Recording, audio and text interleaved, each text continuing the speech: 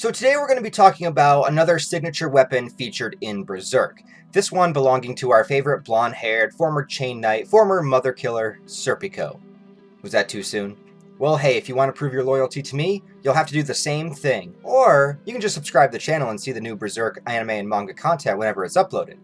Make your choice, and remember, Mama's watching. Berserk has mostly always been a series that plays on the idea of the grounded physical world that we all know and understand is slowly being changed into becoming more and more fantastical as the series goes on. This happens with the characters, the situations, and even the weapons that are later introduced. In Chapter 203, we are presented with a new idea of how to do battle against the oncoming evil of the world. As Guts and his crew are preparing to eventually go and battle a bunch of trolls, Shurike shows them what fetishes are. No, not those kind. She's 12, you perverts. But anyway, Serpico is bestowed with the Sylph Cloak and Sword. In classic mythology, a Sylph is an invisible, ethereal spirit or creature that lives in the wind, air, and clouds, and can have some kind of manipulative control over all those things as well. They're imagined as something beautiful and elegant, so it's no wonder that over time they would be depicted with a slender feminine form, even though traditionally they are invisible to the human eye. One cool thing about them is that they were said to have this unifying connection with the flow of the universe. So they work in unison with fate itself, knowing the past, present, and future of events, which is interesting because a lot of Berserk lore deals with the idea of these sorts of things. We just call it causality. The guy that coined the term Sylph was this German physician and alchemist named, here we go, Paracelsus? Go ahead, rip me apart in the comments, it's cool, I can't pronounce shit. But anyways, though he was expanding on previous descriptions, the fun fact here is that he talked all about the elementals, which are also featured in Berserk. The Sylphs are for the wind, gnomes for the earth, salamanders for fire, and undines for water. So like I said, Sylphs had been around before then, but he kind of coined the terms. In Berserk, it uses all of these terms as well, and does something very similar to the idea of invisible spirits of the air.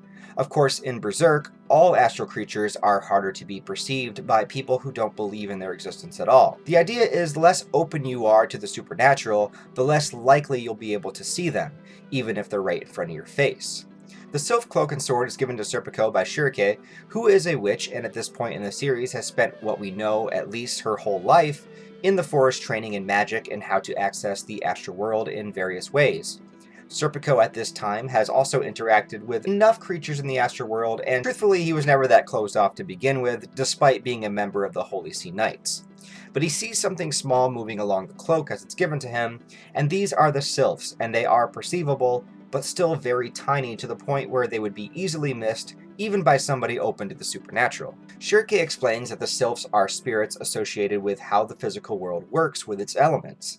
They are the wind elementals, and it's even mentioned that elves such as Puck and Avalra are basically descendants of these types of elementals. They're like the foundation, the originals. The elves use their wings to fly, but the very wind created that's keeping them afloat is inhabited with these very tiny spirits. But they have no personal individuality or defining features.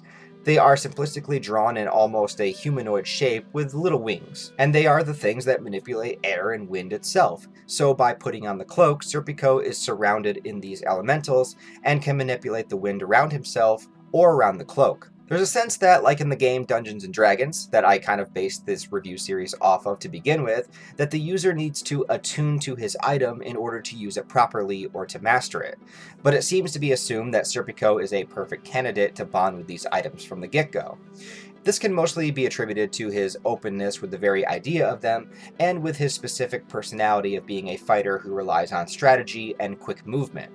The use of the items requires the user to believe and rely on the power of the elementals that lie within, calling upon them, trusting them, and sort of becoming one with them. Working in unison, asking for their power, that sort of thing. The cloak isn't overpowered to the point where Serpico can fly or anything, but it does allow him to glide gracefully, even from the top of a building down to the ground, such as the church scene during the Enoch Village segment. As well, it enhances his movements, giving him an extra push if he needs to evade enemies or run from one area to the other, even jumping over multiple people at once and then landing safely. I guess you could say it gives him like a +10 to all his movement rolls. It's extraordinarily useful, but not so OP that he doesn't still need to be careful, because at the end of the day, this is a cloak and not armor. It doesn't grant the wearer any kind of extra protection. Its defense capabilities lie in using it for movement. The Sylph sword is unique in that it could be argued if it's a sword at all. There's no actual blade, but instead of metal, it has feathers from a white-shouldered eagle and a hilt made from mistletoe. But this item as well is covered with the Sylphs, the wind elementals. And this causes a swipe from the feathered blade to send out a concentrated gust of wind so thin and so quick that it acts just as a sword/wood, able to cut with astute precision, and it turns what is usually a melee weapon into a long-range one. From a distance away, the user can swing the sword and send out a cutting blast of wind several feet in front of them. Imagine how useful that would be if your enemy thinks that you just have a regular sword and you swing early. They would never know that they're about to be cut in half by an invisible gust of wind. But even more so than that, the Sylph sword with a strong enough swing, and along with believing and relying on the elementals within, the user can essentially create a mini whirlwind or tornado coming from the sword that rips their opponent apart, and can even wound multiple opponents at once if they're standing close together. And see, if they were following the 6 feet apart rule, they'd be okay. But combining these two items is the ultimate goal. The cloak gives you the extra boost to evade your enemy's attacks, and then the sword cuts them into pieces while you stay at a safe distance. Then when you put these items in the hands of a character like Serpico, who is constantly outsmarting his opponents to begin with, well, you have just created one of the most dangerous human warriors in the Berserk universe.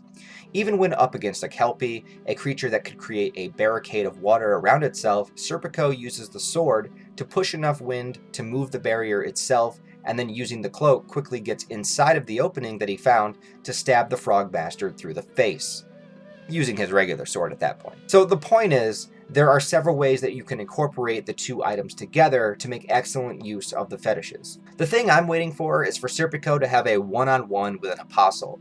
Sure, he's fought trolls, kelpies, Bashaka, humans, and guts a few times. But I want Serpico with the Self-Cloaking Sword going up against a character like Irvine or Raxus or fuck, even Grunbeld, who cares? Let's make this happen. I'm not sure if it will, but what do you guys think about these items and how they've been used in Berserk? Is it the kind of weapon you'd like to have? And do you think it fits Serpico perfectly as a character? Also, what do you want to see Serpico do with the Self-Cloaking Sword in the future chapters? Other than that, guys, this has been another installment of the Berserk Monster Manual. I guess you could call this the Weapons Manual. But thank you guys for watching. I really do appreciate it. I appreciate all the support on these videos. I think you guys are awesome. Thank you for all the likes, all the comments, everything. I want to mention that as often as possible because I really don't take it for granted. And I think you guys are super cool for giving me the love and support that you have. Go ahead and subscribe to the channel if you're not already, if you want to. Check out the description below for the Discord, Patreon, Twitter. All those social media links are down there. Other than that, guys, I hope you have a wonderful day. I'll talk to you in the next video.